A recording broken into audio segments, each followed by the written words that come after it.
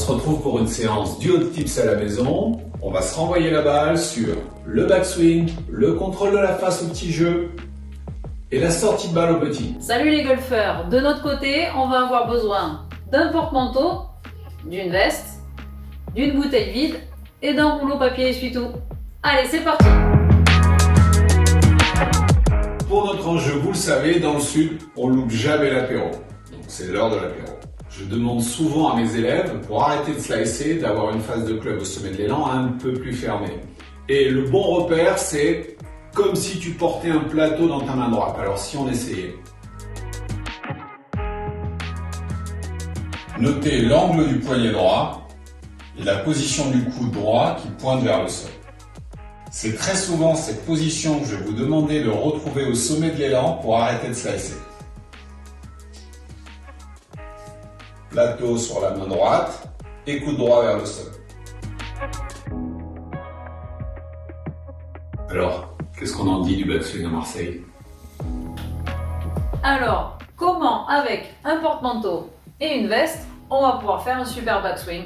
Eh ben on y va. Alors, on va positionner le porte-manteau à une longueur de bras, sur la même ligne des pieds. On prend sa posture, les angles, les bras ballants, la veste face à vous. On fait le balancier en ligne avec les mains qui restent proches du corps et non vers l'intérieur.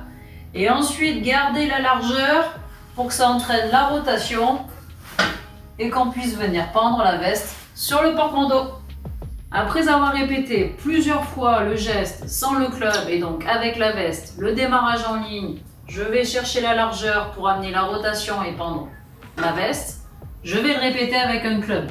Je me remets en position, démarrage, les mains proches du corps, je garde la largeur, ça m'emmène en rotation pour aller pendre ma veste.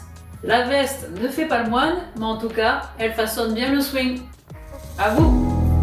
Allez, après l'apéro, on se prépare quelque chose sur la poêle. On va se servir de la poêle pour comprendre les positions de la phase de club au backswing et dans la traversée sur tous les coups de petit jeu. Sandwich dans la main gauche, poêle dans la main droite. Je les fais correspondre. La poêle correspond à la phase de club. Stance de petit jeu. Expérimentation des 3 montées. Je monte fermé, la poêle regarde le sol. Je monte square, la poêle regarde face à moi. J'ouvre énormément, la poêle regarde le ciel. Et maintenant, la traversée. Square, la poêle regarde derrière. Fermé, la poêle regarde le sol. Ouvert, la poêle regarde le ciel. Ce qu'il y a de magique avec le petit jeu, c'est qu'il n'y a pas qu'un système. L'ensemble de ces systèmes marche. Vous pouvez mixer toutes les montées avec toutes les traversées. Jean-François Romesi adorait, et adore toujours, le fermé, ouvert, la phase de club en ligne. Beaucoup de pros vous apprennent le square to square. La poêle vers le mur de face, la poêle vers l'arrière. Pour que la balle monte, on joue beaucoup sur ouvrir et réouvrir dans la traversée. Ça vous rappelle certainement les sorties de bunker. Apprenez à mixer, ressentez dans vos mains la phase de club.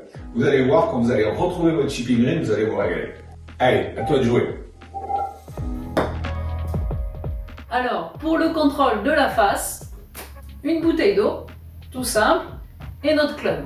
Dans le grip de main droite, pour les droitiers, la main droite donne la direction et l'index de la main droite, quand on le place sur le club, est dirigé vers ma cible. On va donc utiliser cette bouteille en plaçant l'index dans la bouteille. Je grippe normalement et on voit que la bouteille est dirigée dans le même sens que ma face de club vers ma cible. Une fois installé, on fait plusieurs gestes d'essai pour bien sentir que club, corps, face de club et donc bouteille sont dirigés vers la cible, à la frappe et le plus longtemps possible dans la traversée. Allez, à vous de jouer. Pour finir pour le putting, vous avez juste besoin d'un bon bouquin.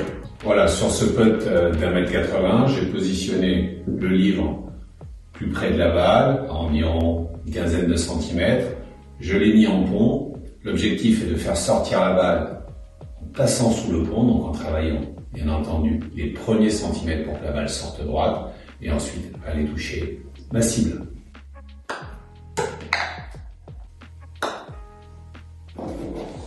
Bien reçu mon pote.